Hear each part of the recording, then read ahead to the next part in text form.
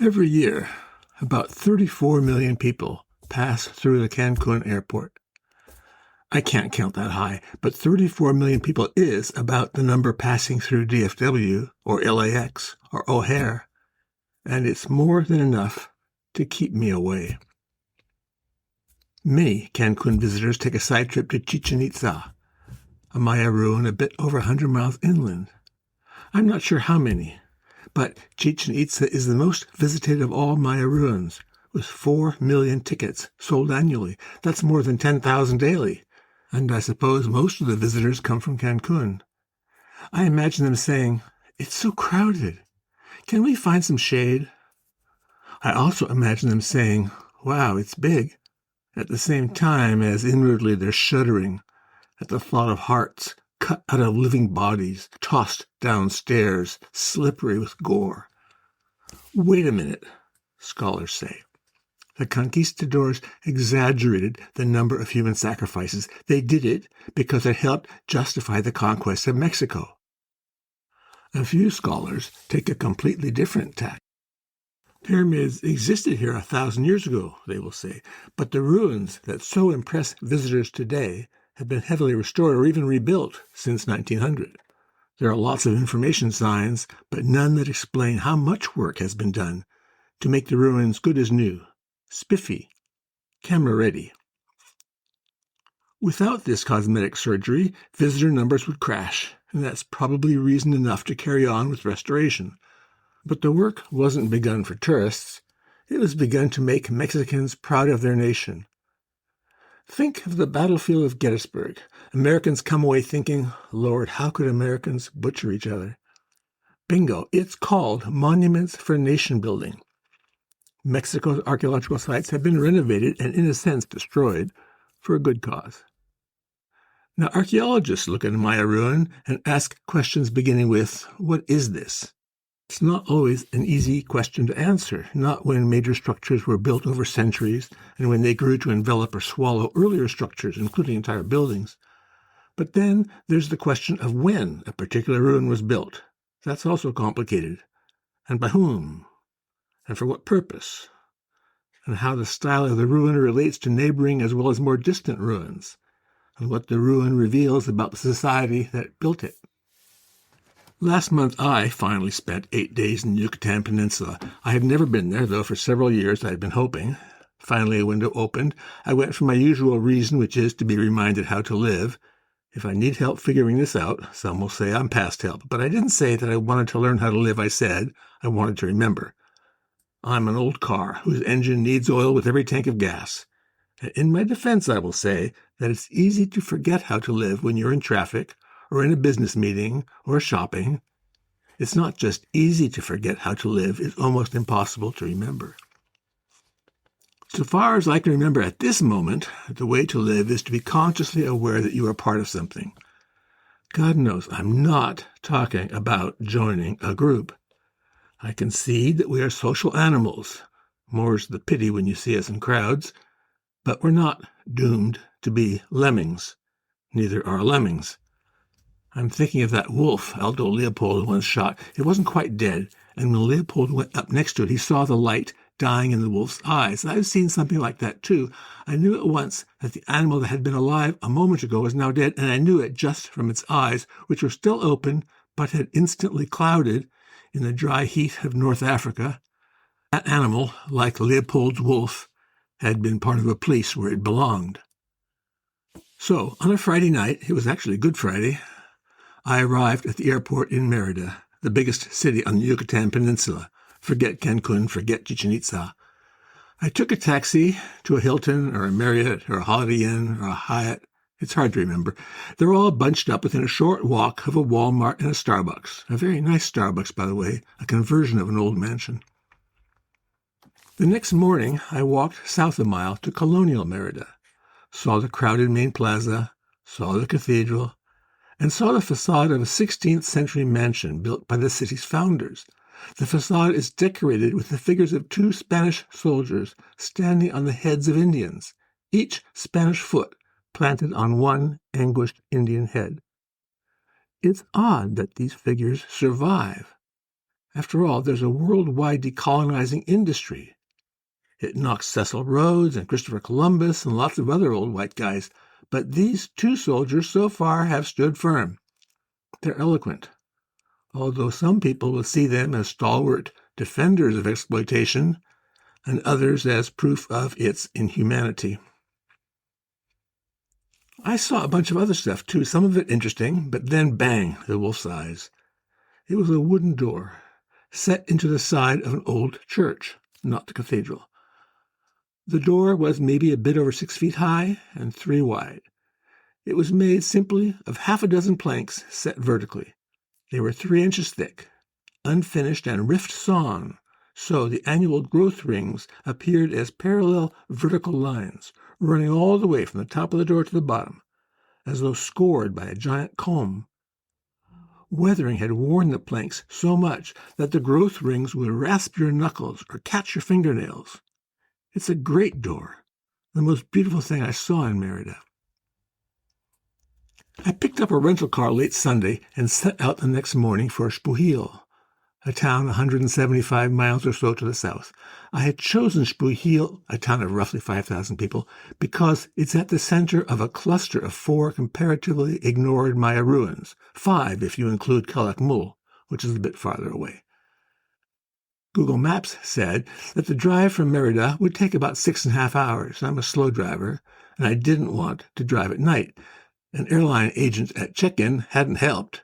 He was Hispanic, perhaps from Mexico, and when he learned I was planning to drive myself, he said, "Be very, very careful." Anyway, about an hour out of Merida, I passed Uxmal. According to the late Michael Coe, a prominent Mayanist, Uxmal is one of the 6 must-see Maya ruins. Should I stop? I decided I would, despite the crowd. I paid a parking fee and 2 more fees before I could enter. 100 people were bunched up at one choke point, and this was Monday, quieter than the weekend. Once inside, I admit the crowd thinned, but there were always people around, more here, fewer there. No way I could be alone, which brings me back to what some people might call my antisocial attitude, but I can't read if you're standing over my shoulder. It's funny how that works. And when I'm at a new place, I similarly want to give it my undivided attention. People get in the way, even my favorite people. In the next hour or so, I verified the existence of 4 Uxmal structures I had read about: the Pyramid of the Magician, the Nunnery Quadrangle, the Governor's House, and the Great Pyramid. These names are all post-conquest inventions, but fanciful and misleading names are probably better than the names given by archaeologists today when they find a site. They'll call its parts Structure 1 or Structure 2. I went to one ruin near Spuhil with a Structure 20. Try remembering the difference between 2 ruins when they're named that way. I faintly overheard a couple standing in front of the Great Pyramid. Out of character, I piped up and asked, "Is that German I hear?" The woman replied, "No, we're Dutch." I learned long ago that the Dutch don't appreciate this particular mistake, but she forgave me. Then, looking at the pyramid, she said, "Isn't it lovely?" I said, "No.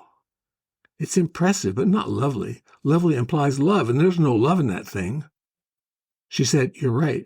This was a place of slavery." I don't know if she's literally correct, but it would be hard to disagree with her unless you believe that people hauled up to the top of a pyramid for cardiac excision are, pardon the pun, wholeheartedly compliant. If I had known then what I know now, I would have added, "It's not even real. This magnificent stairway to heaven was built a few decades ago under the supervision of a Mexican archaeologist. 19th century drawings show nothing but a steep, heavily forested hill." She might have said, "It doesn't matter. This way we can see what it looked like in its prime." That's not quite true, because 3 sides of the pyramid are still heavily forested, but she's right about the 4th side, the one we were looking at. If I knew then what I know now, and if later in the day we had been sitting around being sociable, which is possible, I might have mentioned an essay by J.B. Jackson, published around 1980. The title was The Necessity for Ruins. I've always been bothered by Jackson's choice of prepositions. I think it should be the necessity of ruins. Picky. Anyway, Jackson wrote that monuments once existed to make people aware of their debt to the great men who have created or defended society. Today, and Jackson didn't say when this change occurred, we have much less respect for great men. Damn near none, I'd say. Instead, Jackson wrote, we want monuments that remind us of the past, even the perfectly ordinary past, a frontier town, for example, or a pioneer homestead. I've always been frustrated that Jackson didn't take the next step and explain that we want to know where we are, not only in 3 dimensions, but in 4. GPS systems don't bother with that 4th dimension, but I'd say you can't be located without it. The trouble with rebuilt pyramids is that they are cheats. The chronology is all wrong. When we learn that they aren't ancient, we're more lost than ever. Consider Queen Elizabeth's visit to Uxmal in 1975. She wasn't the first European queen to visit. 100 years earlier, Carlotta, wife of the doomed Emperor Maximilian, had come. There was no electricity in Carlotta's day, but for Elizabeth, the authorities wired the nunnery quadrangle so they could put on a light and sound show. How great is that? They also decided that it was time to cover the nearby Pyramid of the Magician with new stone cladding. Patches of the original remained, but they were removed because they weren't the same color as the replacement stone. The surviving bits of the original skin, in other words, were tossed aside so new skin of a uniform color could be applied. I assume everybody clapped. I've never been to a light and sound show, but I assume people clap like crazy. But they might as well have been clapping for a pyramid in Vegas. They might have replied that they didn't want Vegas, they wanted the real thing, but they weren't getting the real thing. That's not all. The work was done in such a hurry that archaeologists had no opportunity to dig a bit into the pyramid. They weren't even allowed to inspect the trenches dug for the wiring installed for the great show. It's no coincidence that we know the name of only one of Uxmal's ancient kings, and it's known only because it was written on a freestanding block found by chance near the governor's house. Deciphering that block required cryptographer-grade skills, partly because there's never been a multilingual Rosetta Stone for Mayan, and partly because the great bulk of Mayan writings was deliberately burned by the learned Spanish priest, whose own book about the Maya became, of necessity, foundational to the study of the pre-conquest Maya. We're left with the few surviving codexes or folding books written on bark paper that eluded this pyro priest. His name was Delanda. And then we have the inscriptions carved in stone. The most celebrated early explorer of Maya ruins was an American named John Stevens. He visited Uxmal in 1840. I remind myself that this was a decade before the California Gold Rush. And he was particularly drawn to the governor's house, which is a long, low building without towers, but with its upper half covered by a wide ribbon of carved blocks, each stone part of a larger picture. Stevens hesitantly called it a carved mosaic. It's a startling name. Who ever heard of a mosaic with individually carved stones? But it's a good name, I think, and the building is often praised. A leading Mayan archaeologist of the 20th century, Sylvanus Morley, called it the most beautiful structure in pre-Columbian America. It's hard to top that. Of course, Morley had the advantage of seeing it alone, not with people milling about and with ropes and guards keeping everyone at a distance. These things get in the way of an aesthetic response. What the mosaic meant was another matter.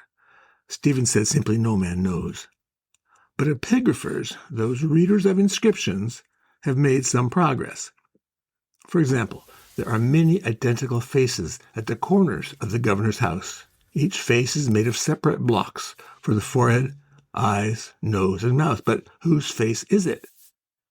It's the same face I saw an hour or two later at Kaaba, a smaller site a dozen miles farther along the highway towards Squihil. I saw it on a building at Kaaba called the Palace of the Masks. The building is literally covered with the face, copies of which are stacked atop one another like a totem pole, except that in this case, it's like dozens of totem poles cheek to jowl. It may be overkill. One famous Mayanist thought the building lacked a second floor because the builders decided to call it quits. But whose face is it? I might have guessed the face of a king. After all, you've never met a king who thought that his kingdom had too many pictures of him. But old guidebooks say that the face belongs to Chak, the rain god. It's plausible because there's certainly a shortage of water in the dry season here. Along comes the Mayanist Karl Taube. He seems to have won general acceptance of his argument that the face is not a god at all. Instead, it represents a place. Taube writes, rather than portraying rain gods or mythic birds, the faces are depictions of Flower Mountain. I ask, how does a face represent a place? Then I say to myself, well, flags don't look anything like countries, yet they represent countries perfectly well. Taube offers a bit more explanation. There has been a tendency to focus on darker aspects of classic Maya religion, such as bloody offerings. But there was also a strong orientation towards a solar celestial paradise, a shining place of flowers and beauty. Flower Mountain was both the home of gods and honored ancestors, and the means of supernatural ascent into the heavens. Reading this, I feel like a soldier talking to a villager through a translator. I would have looked all day at the faces covering the Palace of the Masks and never conceived of Flower Mountain. Now, even if Taube's interpretation is wrong, the faces remind me that I see only a sliver of reality. Most of the time I am oblivious to what's inside the leaf in front of me. If I try to comprehend the entire tree, it's frightening. The faces on the Palace of the Masks shame me for thinking that I know what's going on. Alas, I get back in the car, fire it up, and head onto the highway. I'm already forgetting what I was just taught, because at 45 miles an hour, on an otherwise fine, peaceful road, I keep hitting chuck holes camouflaged by shade from overhanging trees. Warning signs? Don't kid yourself. And some of the holes are so big that the jolts turn on my windshield wipers. I worry about breaking down in a place without cell phone coverage and where my total lack of Spanish might be a problem. The car survives, no issues. The biggest shock comes a mile from Xpujil, where I see a station for the Maya train, a project that I had hoped might be abandoned before a rail was laid. No such luck. Work was proceeding with the intensity of a Chinese high-speed rail project. It was a very good time to visit Xpujil. I had booked a small place with cabins a few miles from town. It was fine, and the next morning I went to a ruin called Hormiguero, anthill in Spanish. It was less than an hour away, first over a good road, then over an unpaved but decent road, and finally over a road so rutted that I wasn't sure the car would make it.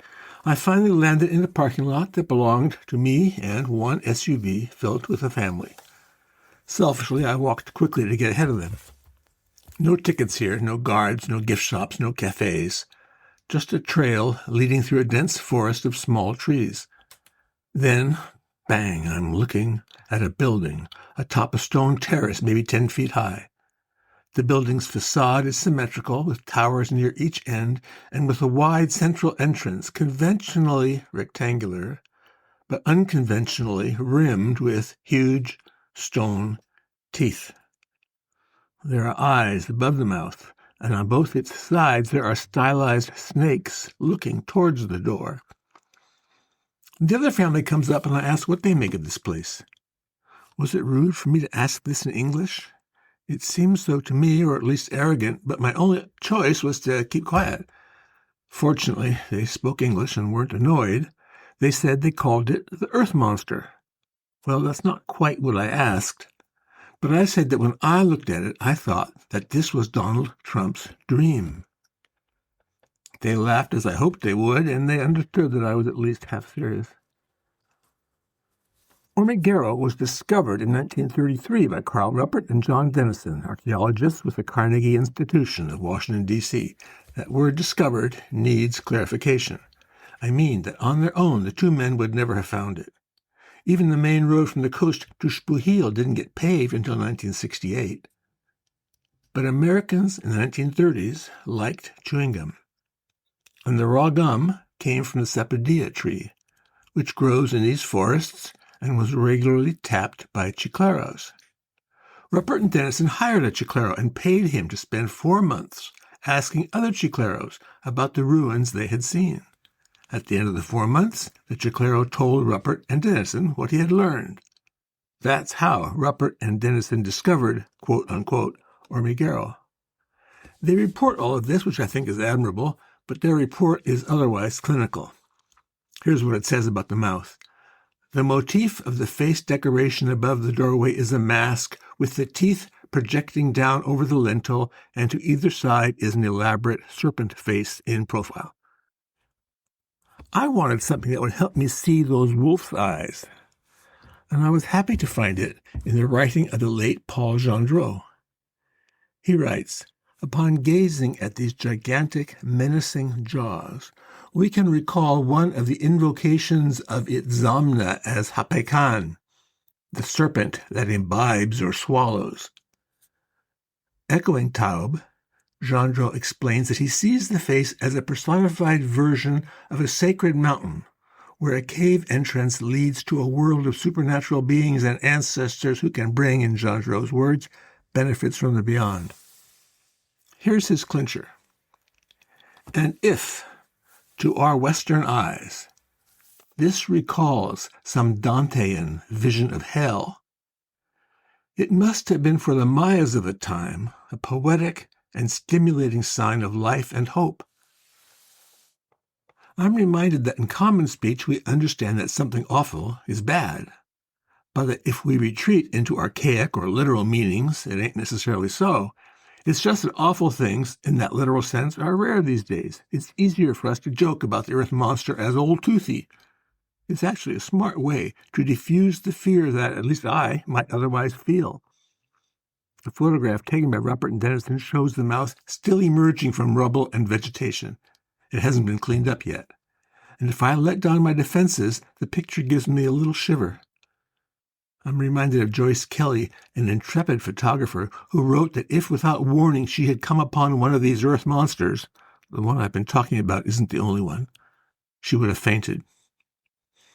She was speaking of a nearly identical building 7 miles away. The site is called Chicana and was not discovered until 1963. Further evidence of the camouflaging power of the Yucatan forest. I visited Chicana. There was nobody around, and when I came upon the monster, I wasn't scared at all. I was cocooned in my own culture, the one that allows me to call him Old Toothy. That's true even when I walked on a path through the forest to Structure 20, a tower with a monster that has not only upper teeth but lower teeth built at the edge of a projecting terrace so that they stick out like a prognathous jaw. You climb stairs on the sides of the jaw and then walk into the mouth. You can go up some more stairs before a dead ending at a stack of Flower Mountains. The archaeologists working to restore Chicana found this structure, they call it Structure 20, only in 1970. It's amazing because Chicana is only a bit over a mile from Becan, another major ruin found in 1933 by the Carnegie men. By major, I mean that Becan has at least 3 or 4 towering pyramids, along with peripheral buildings. I met 2 men at Becan, father and son, speaking Portuguese. I asked if they were from Brazil. No, the son said, Portugal. Lisbon? No, Porto. We were the only people around, and it could hardly have been quieter. The father told me to head over to Structure 10. It's so quiet over there, he said. I'm guessing they had been to Uxmal, or maybe even Chichen Itza. Behind Structure 10, I found a bit of cleared ground and then the seemingly infinite forest. Maybe because of the season, there were no bugs. I don't remember birds either, although sitting on the porch in front of my cabin earlier that morning, there had been a riot of singing and screeching. I wonder now how the chicleros found their way around. 1,000 years ago, this part of the world was settled by farmers whose skill in building their own stone houses was used in building Maya cities. But the countryside these days is nearly empty. I have no idea how the Chicleros didn't get lost. Did I mention Bacon's Structure 9? It's Bacon's tallest pyramid. It has a long, long flight of steps. I didn't count them. But archaeologists from Tulane must have, because the steps were in ruins in the 1960s when the team went to work. The steps are perfect now. I didn't have the energy to climb them, and I'm glad that there weren't any kids around because they would have taken the steps as a game, a lark. Are the steps lovely? Again, my answer is no, and of course they're fake to boot, but they do raise the specter of human sacrifice. I wish they didn't. I wish I could think only of flower mountains, but it doesn't work that way. I'm trying to find a positive way of looking at pyramids. Why spend an infinity of person years cutting and moving and stacking rocks? Well, I remember when in college, in the very early 1960s, ROTC was compulsory. We had weekly parades in uniform, and we were accompanied by the battalion's marching band. I thought it was fun. I really did, although one week I skirted disaster when I begged forgiveness from a grizzled old sergeant for appearing in street clothes. I explained in all innocence that I had forgotten my costume. Maybe the people who built these pyramids really worked on them as happily as I paraded. But could they have been happy living at the base of a social pyramid? This question came to mind at a nearby ruin called Spuhil, like the town because it's next to it. There was an unusual temple here, one with 3 towers instead of the 2 at Hormiguero and Chicana. Standing in front of it, there was a large house, identified as such by the Tulane team. I assume their identification is correct, and I ask why only one family has a big house in front of the temple. I conclude that it's a lot like waterfront property, too expensive or too important for the hoi polloi.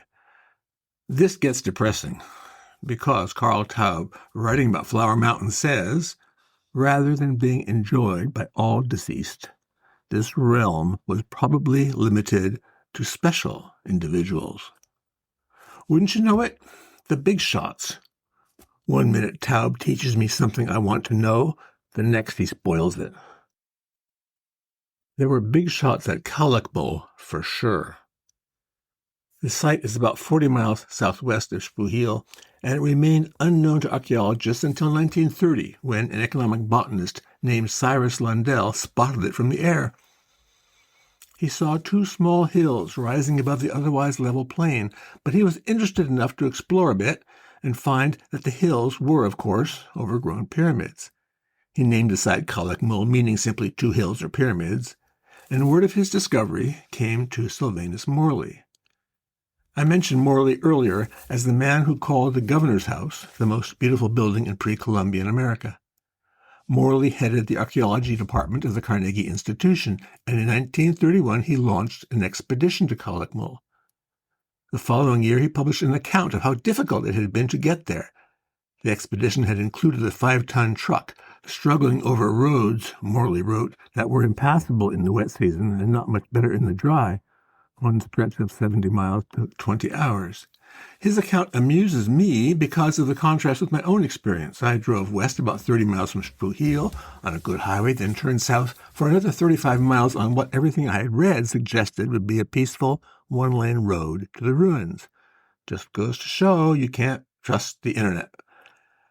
I passed a ticket booth as big as a Texas gas station. A couple 100 yards further, I came to a construction site. Yes, for the Maya train. The right-of-way was almost painfully bright from ground-up limestone. The road to Calakmul would soon cross the track with an overpass built to interstate highway standards. A couple of 100 yards to the right, there was a train station under construction, like the one in Spuhil, and equipped with 2 long platforms, one on either side of the track. Past the rail crossing, it looked at first as if I'd have smooth sailing on a brand-new 2-lane road. Instead, I almost immediately began a 35-mile stretch of road construction. Sometimes it was sandy with such fine grains that the forest looked snow-covered. Sometimes it was muddy from a water truck trying to keep the dust down. Sometimes there was 1 lane of concrete with forest on one side and a 10-inch drop on the other to the lane awaiting paving.